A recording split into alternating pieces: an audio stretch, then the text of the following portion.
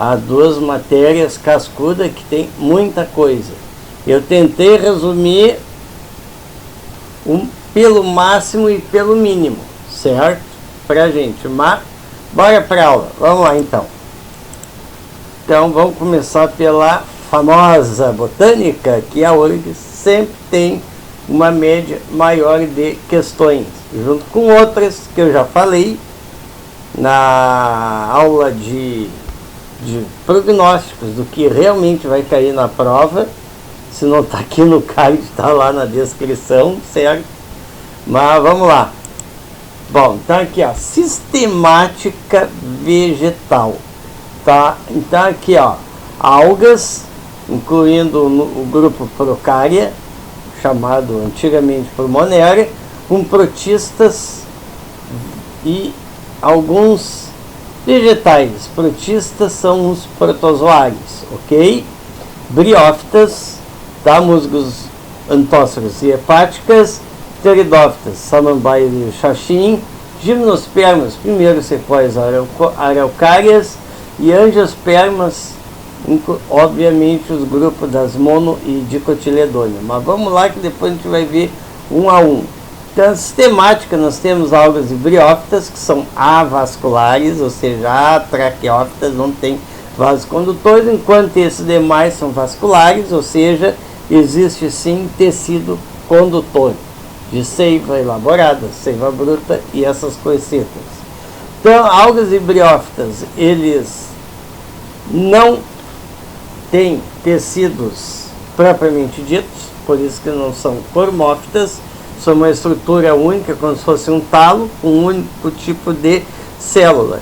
Enquanto que esse demais grupo aqui são os cormófitas, ou seja, tem tecidos diferenciados, as raízes, as folhas, os frutos, as flores, várias estruturas com seus tipos de células e tecidos distintos. Criptógamas é um termo bem antiguinho, não é? Quer dizer que a estrutura reprodutiva não é evidente. Cripto quer dizer escondido, certo? E fanerógamas quer dizer que tem uma estrutura para cá, uma estrutura reprodutora evidente. Espermatófitas porque produz sementes, tá? E esses aqui são asinfonógama, ou seja, que não tem grão de pólen, e sifonógamas, essas aqui que tem grão de pólen, tá? E aqui então quer dizer que o período gametófito é maior que o período esporofítico, e aqui o esporofítico, o período é bem maior do que o gametófito. Então esses grupos. Sementes nuas, porque não desenvolve frutos, tá? E fruto, porque tem fruto, desenvolve fruto. Isso aí que a gente vai dar uma olhadinha aqui. Bom, vamos ao primeiro grupo das briófitas e pteridófitas. Então são plantas de transição entre ambiente aquático e terrestre, são vegetais ditos inferiores, umbrófilos, que precisam de sombra, criptógamos, como eu falei, avasculares, sem vasos, de pequeno porte, certo? São bem pequenos, mas bem pequeno mesmo, não é microscópio, é pequeno mesmo, tá? Não cormófitos, apresentam então as únicas três estruturas: rizoide, cauloide, filoide, certo? E por isso que são não cormófitos, é uma única célula que forma, o único tipo de célula que forma tudo isso. Principal representante, então, musgos, antóceros e hepáticas. E então, período gametofítico, o N, haploide, ele dura mais do que o esporofítico, o esporófito, que é a fase diploide. Então, a fase gametofítica é representada então por uma estrutura chamada protonema, e a fecundação depende de água das briófitas, tal qual as pteridófitas também. Mas as pteridófitas, lá desses grupos de vegetais, são os primeiros vasculares que existem, denominados traqueófitas, ou seja, tem um tecido condutor, só que não produz sementes, não são espermatófitas.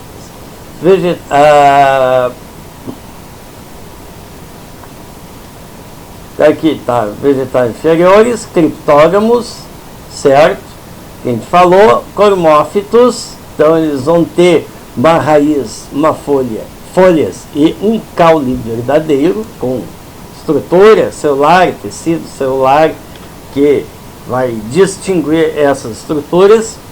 E o período esporofítico, então, tem uma função reprodutiva e presença de soros, que se desenvolve, soros quais vão produzir esporos.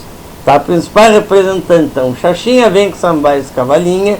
O período esporofítico, o esporófito, que é diploide, ele dura bem mais que o gametofítico, que é N, haploide. E o gametófito é representado pelo prótalo, que é uma estrutura dioica, ou seja, tem a estrutura reprodutora masculina e feminino, e ele é taloso e verde. Ele é bem diferente da estrutura em si de uma pteridófita. E a fecundação da oosfera é pelo anterozoide, que ocorre pela água. Esse depende da água, certo? Gimnospermas e gimnospermas e angiospermas. Então, gimnospermas, tudo isso, vamos ver. Então, vamos lá, são os vegetais que conquistaram definitivamente o ambiente terrestre, ou seja, não tem mais aquela dependência da água para se reproduzir, que nem o grupo de vegetais anteriores que eu falei. Então, surgimento de um tubo polínico, permitindo, então, ó, como eu falei, a independência da água para a reprodução. São vegetais superiores, vasculares, ou seja, tem vasos condutores, anaerógamas, tem uma estrutura reprodutora que a gente vê, certo? Sifonógamos, que produz o grão de pólen, e semente nua. Aqui que pega o bicho desse grupo.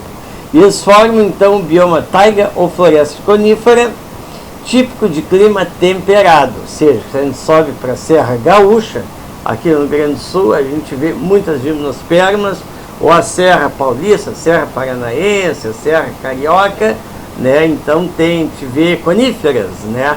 Então, ou seja, a gente vê muitas gimnospermas, já que aqui é nível de Brasil, não é nível local, né? A YouTube permite essa expansão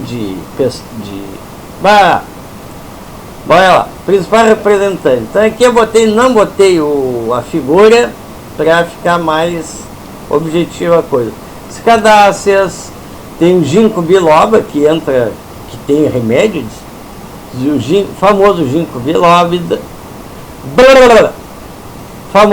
biloba, as gnetófitas e as famosas coníferas, que é a Araucária angustifolia, que era chamada de Araucária brasiliensis, o pino sativum e por aí vai.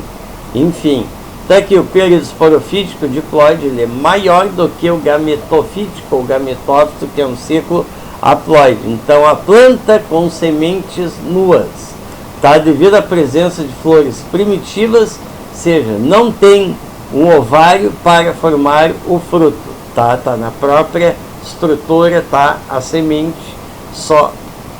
Na própria estrutura tá a oosfera esperando ser fecundada pelo grão de pólen. Flores denominadas inflorescências, que é aquela, é a pinha, é a inflorescência, o pinhão é a semente que a gente come, certo? Então tem locais do Brasil que se come o pinhão, né? A gente conhece o pinhão, é uma delícia. Então o que a gente come é o endosperma, né? E lá dentro tem um filetezinho, né? Ali é o embrião, hein? Então a gente está comendo embrião disso, mas é uma delícia o pinhão. Bom, a fecundação independente da água, com a graça de Deus, devido que a presença do tubo polínico, presta bem atenção, quem gosta disso é o Enem, mas geralmente a URGS pode aproveitar, né,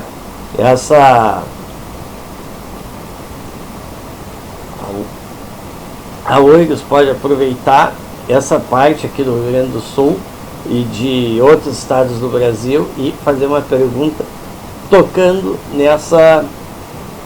nessa parte que evoluiu nos grupos dos gimnospermas.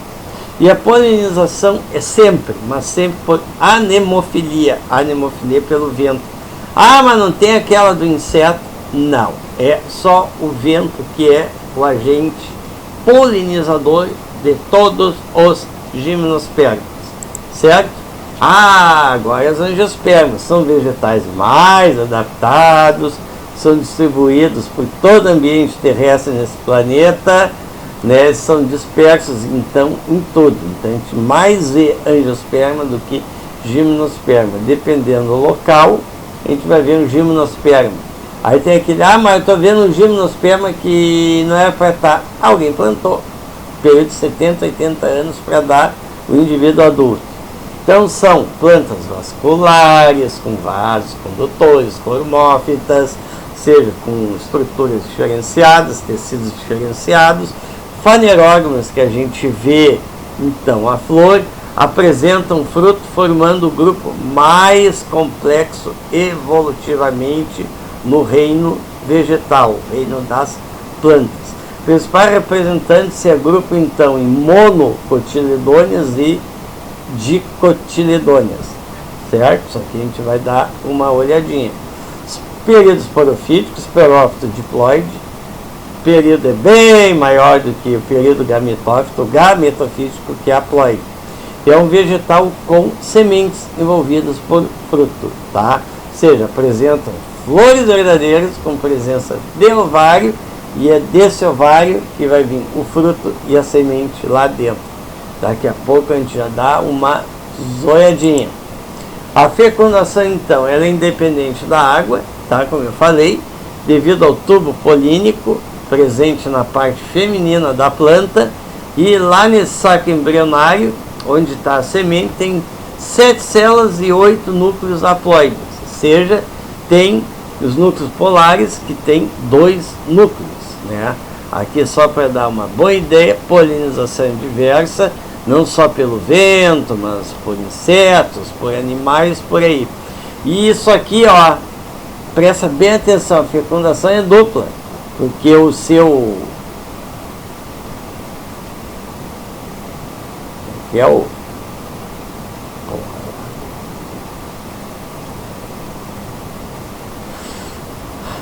porque o seu grande pólen, quando ele está dentro da parte feminina da planta, lá no, e está indo para o ovário, ele tem 2 tipos de núcleos, tá? Ele tem 2 núcleos, tá? Então o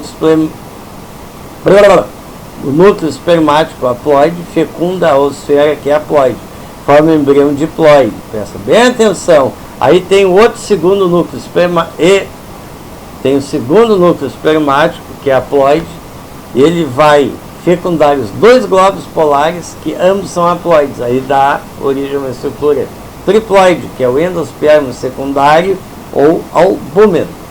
E a semente, então, ele é o resultado da fecundação do óvulo.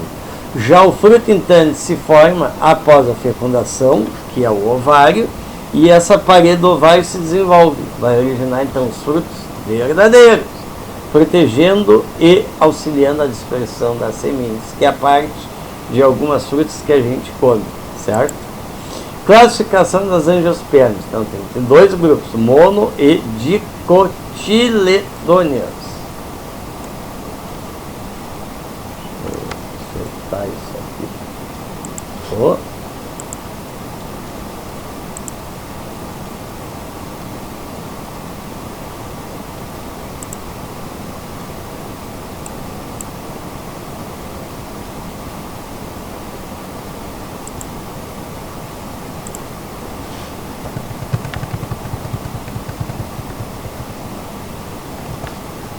Mono e dicotiledôneas. Já teve uma questão, várias questões, o assunto sempre cai, por isso que eu botei isso aqui, certo, galera? Então aqui, ó, temos os critérios, que é raiz, cotilédonos, caule, organização dos vasos condutores, as folhas, crescimento secundário, a flor, a polinização e o grão de pólen. A última vez que caiu, deixou todo mundo, ó, porque foi o grão de pólen, tá? Que tem 3 poros de monossulcado, e esse cara aqui, ele tem um poro e é trisulcado, 3 sulcos, certo? Então, claro, a gente sabe que tem 1 ou 2 cotilédones nesse tipo de raízes, a cabeleira, o axial, os vasos condutores. Isso aqui tudo a gente vê aqui, ó, secundário, não possui flor, 3 pétalas, ou a de 3 em 3, ou múltiplo de 3, 2, 5 pétalas, ou múltiplo de 2 ou 5, e a polinização, certo? Tipos de frutos, caules e raízes, aqui eles sempre pedem, então aqui rapidinho, ó. Então tem o tipo carnoso, secos deiscentes, secos indeiscentes e pseudofruto, né? Então tem a baga, a drupa, aqui os exemplos. Esse aqui é o folículo, cápsula, silíqua e legume, os exemplos. Secos indeiscentes tem a cariópsis, arquênio, sâmara e nozes. E seus exemplos, pseudofruto, que é derivado do receptáculo floral, que é maçã, pera e marmelo, tá? Aí tem a infrutescência, que são o abacaxi e o figo. Abacaxi, aquela parte que a gente vê, é um fruto cada um, que loucura, hein? Arquênio e paternocárpico, que é a banana, tá? Então aqui os tipos de caules, tem os aéreos, tronco ácido, comestível, trepadores rastejantes, seus exemplos. Tem o subterrâneo, rizomas, tubérculo e bulbo, e os exemplos, né? Tem os aquáticos, em plantas aquáticas, e a modificação do caule. Tem cladódios, filocladódios, filocládios, alados, gardinhas e espinhos, com exemplo. Esses daqui eu sugiro para vocês fazerem um print, certo? E as raízes, subterrâneas, como axial, fascicular, tuberosa, como os exemplos. Aéreas podem ser suporte triangulante, tabular, vilano, respiratório, austóreo, por exemplo, e as aquáticas, obviamente, em plantas aquáticas. Bom, vamos logo para zoologia, que a coisa aqui já está comprida. Tá aqui os grupos que eu vou falar aqui. Tá aqui, ó, as esponjas, né? Características gerais, são as células aquela, cnidócitos, amibócitos e coanócitos, que são os animais, são as células, são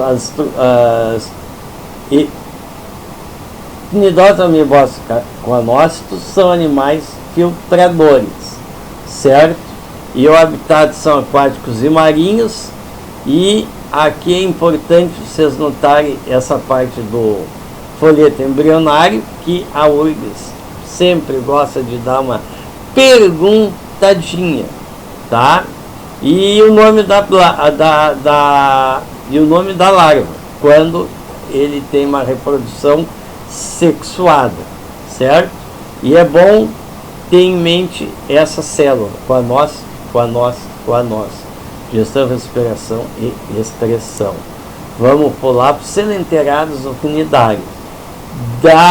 Presta bem atenção em relação a folhetos embrionários e celomas, certas características exclusivas, a presença de quinidoblasto, que tem aquela estrutura urticante que queima, sensação de queimação em nós seres humanos, e que tem forma de pólipos ou medusa, certo? E que mais aqui, ó, reprodução, estrobilização, que é a assexuada, e a metagênese, que é assexuada e sexuada. É um ciclo, né? É outro, e aí vai, tá? Então, exclusivamente marinhos, certo? E plateumintos, planar e tênia, são vermes achatados, certo? E outro, não tem celoma, simetria bilateral, não, vocês têm que, aqui, ó, vermes achatados, folhetos embrionários e celoma, presta muita atenção nisso, tá? E claro, causa doenças, tá? E vamos lá, nematóides ou nemateumintos, ou ascaumintos ou nematoides. Eita! Tá, vamos lá. Então aqui, ó, quem é esses bichos asquerosos que causam parasitoses, tá? Importante, folhetos embrionários e celomas, tá? Excreção, interessante saber. Escada de corda, que é o sistema nervoso, interessante saber. Toca. Anelídeos, o que eu tô? É só coisas mais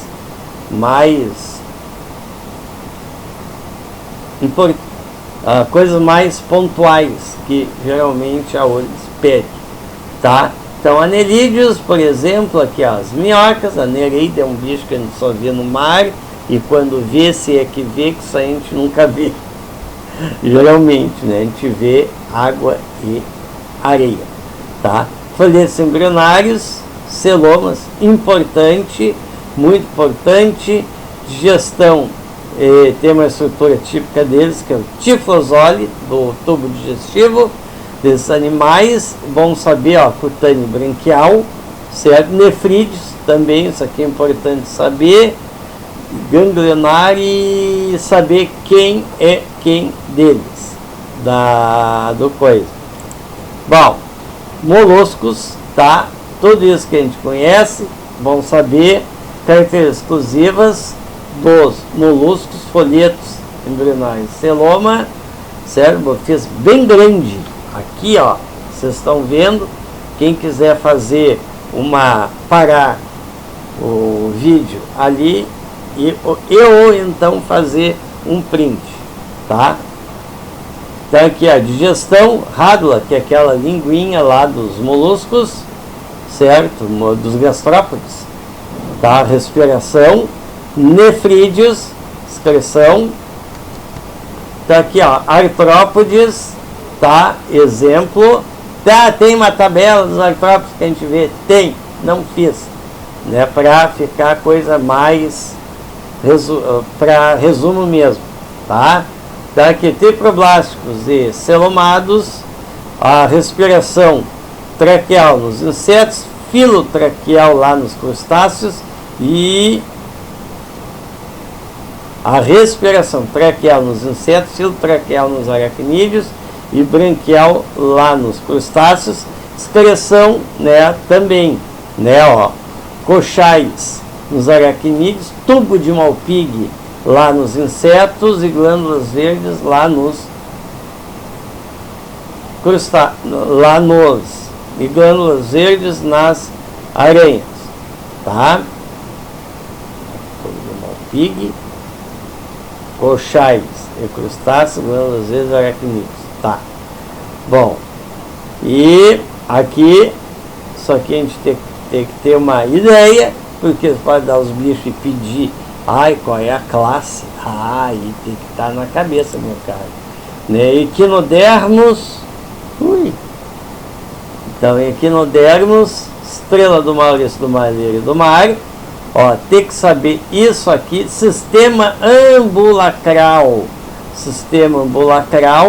certo? Ele tem uma baita função e é distinto desse grupo, é exclusivo desse grupo, certo? Tá, então os peixes, coração, um átrio ventrículo completo fechado. É bom saber isso aqui, tipo de rins de excreção, tá? A respiração, que a gente sabe, a presença de linha lateral. Que mais? Tá, que mais? Tá, os anfíbios, temos que saber isso aqui, ó, é muito importante. E esse outro cara aqui, ó, muito importante, tipo de rins e excreção. Sem falar sistema respiratório, que é muito importante. E a gente tem que saber quem são os animais que são anfíbios, os peixes e de outros grupos animais, dos invertebrados que eu falei. Os répteis também, a temperatura corporal. Aqui, ó, 2 átrios, 4 ventrículos. Bah, mas eu descobri, é 2 átrios e 2 ventrículos, tá? Vou botar aqui, é um 2 ventrículos, né? Os tipos de rins, né, aqui exclusivo de cada grupo deles. E as aves também, ó, aqui eu acertei, 2 átrios e 2 ventrículos, certo? E as características exclusivas, aqui eu botei adaptação ao voo, interessante saber. Isso aí, dimorfismo sexual, quando o macho é diferente da fêmea, anatomicamente. E nós, mamíferos, tá? Que é bom saber as nossas características exclusivas, né? Aqui segunda, né? Segunda-feira, tá? É 2 átomos, ok? E que nós somos placentários. Tem canguru que é e não é, tem ornitorrinco que é ovíparo, e isso aí. Agradeço a você que chegou até aqui, e tem uma pessoa que quer falar um pouco com vocês. Eu já me despeço aqui. Foi!